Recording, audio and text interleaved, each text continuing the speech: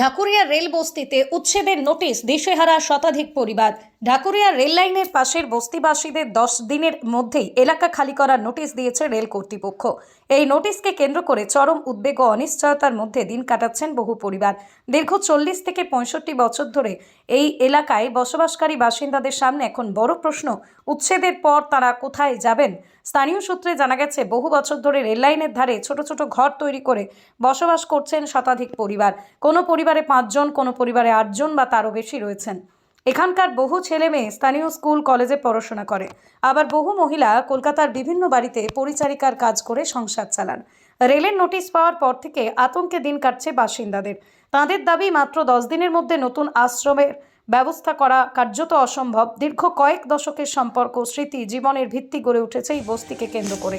এক বাসিন্দা বলেন, আমরা প্রায় 64 বছর ধরে এখানে আছি। রেলের জমি এবং কর্পোরেশনের জমি মিলিয়ে এতদিন বসবাস করছি। আমাদের কোথাও যাওয়ার জায়গা নেই। রেল যদি আমাদের দিকে একটু মানবিক দৃষ্টিতে দেখে, আরও কিছু সময় দেয়, তাহলে খুব উপকার হয়। 64 বছরের স্মৃতি কি 10 দিনে ভুলে যাওয়া যায়? বস্তিবাসীদের অনেকেরই জন্ম এই এলাকায়। তাঁদের আশঙ্কা, উচ্ছেদ হলে ছোট ছোট সন্তানদের পড়াশোনা, স্কুলে ভর্তি, জীবিকার উপর বড় প্রভাব পড়বে। নোটিশের পর থেকেই বহু পরিবারে খাওয়া ঘুম প্রায় বন্ধ হয়ে গিয়েছে বলে দাবি স্থানীয়দের। এখন প্রশ্ন, নির্ধারিত 10 দিনের মধ্যে রেল কর্তৃপক্ষ উচ্ছেদ অভিযান চালাবে, নাকি দীর্ঘদিনের বাসিন্দাদের পরিস্থিতি বিবেচনা করে কিছুটা সময় ও বিকল্প ব্যবস্থা নিয়ে ভাববে? সেই উত্তরই খুঁজছেন ঢাকুরিয়া রেল বস্তির বাসিন্দারা। বহু বছরের স্মৃতি, মায়া, অনিশ্চয়তার মাঝেই এখন দিন গুনছেন তাঁরা। তাঁদের একটাই আবেদন, উচ্ছেদের আগে যেন মানবিক দৃষ্টিভঙ্গিতে বিষয়টি বিবেচনা করা হয়। এখানে তো 40-50 বছর যাবৎ রয়ে গেছি, কিন্তু হঠাৎ করে বলছে তুলে দেবো, কিন্তু আমরা যাব কোথায়? এই সময় আমাদের যাতে থাকার একটা ব্যবস্থা হয়, সেই জন্যে আমরা সরকারের কাছে আবেদন করার চেষ্টা করছি। যদি কোনো ভালো লোকের সঙ্গ যদি পাই, তাহলে সরকারের কাছে আবেদন করতে পারবো, আমাদের যাতে একটু থাকার ব্যবস্থা করে দেয়। কি বলবো, সরকারের ওইটাই তো চিন্তা, টেনশন হচ্ছে। মানে কবে নোটিশ দিয়ে গেছে? কাল দিয়ে গেছে। কি বলেছে? যে 10 দিন টাইম, 30 দিন টাইম, 1 মাস টাইম দিচ্ছে উঠে যাওয়ার জন্য। 10 দিন টাইম দেয়। কত বছর আছেন এখানে? এখানে আমি তো শ্বশুর বাড়ি, এটা 6 বছর হচ্ছে আমি আছি। এটা শ্বশুর বাড়ি। আরো শ্বশুর শাশুড়ি তো দীর্ঘদিন আছে এখানে। আমি তো শ্বশুর বাড়ি 6 বছর হচ্ছে বিয়ে। ঢুকে যাও। মন খারাপ লাগছে নোটিশ দেওয়ার জন্য?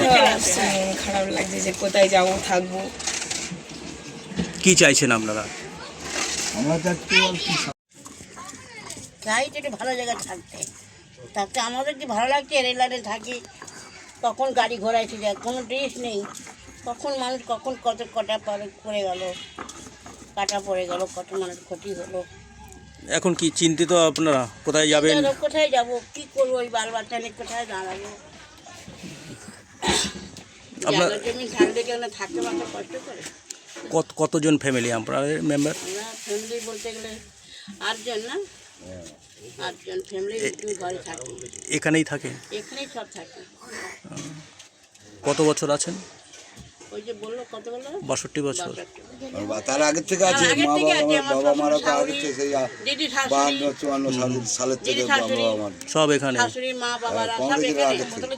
মানে এর প্রতি তো একটা মায়া পড়ে গেছে। মায়াতে আসেই দাদা, তাহলে তো আপনি বুঝতে পারছেন, মায়াতে থাকবেই।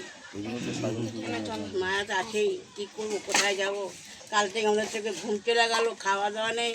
চিন্তা করছি কি করবো, কোথায় গিয়ে দাঁড়াবো রে, বা কোথায় থাকলে জায়গা তবে গিয়ে দাঁড়াবো।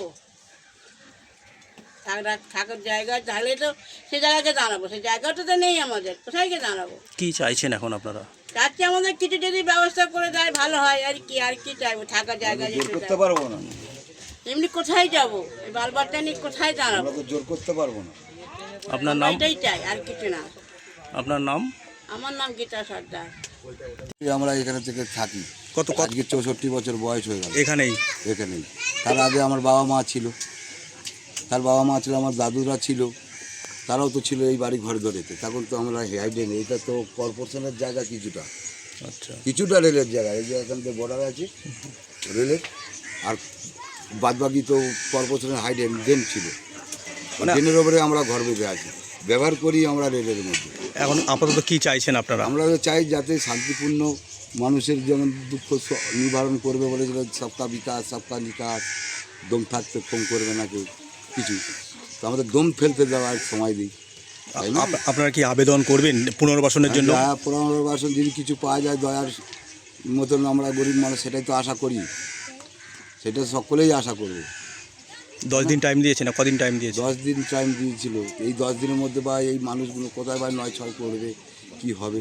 সব স্কুল পাঠশালা আছে তাদের বাচ্চাদের, এখানেই সব পেটের রোজগার রুজি। কতখানি যায় মানে এখানে কতটা ফ্যামিলি আছে? অন্তত প্রায় 700 থেকে 800 ফ্যামিলি আছে। সব- এর মধ্যে মধ্যে একটা করে জন্মেছে, পড়েছে, বড় হয়েছে না, এই যে ঘরগুলো দেখছো এর মধ্যে তো জন্মে বড় হয়েছে, কিন্তু একটাই ঘর ছিল। এরা যে আমরা যে উড়ে ফের কি ভাড়া এসে কেউ তা না। আপনারা কি মানে এর নিয়ে অন্য উপরে মহলে জানাবেন?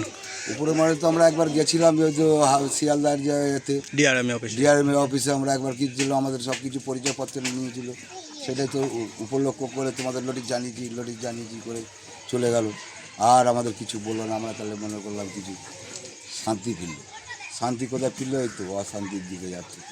যাতে ভালো হয় সকলার, আমার লাইনের মধ্যে সব মানুষ আছে, ভালো মন্দ তো আছে, বিবেচনা করুক এদের প্রতি। আপনার নাম? আমার নাম এই গণেশ সর্দার, এখানে 72 বছর আসেন? 64 64 বছর। জন্ম নিয়ে।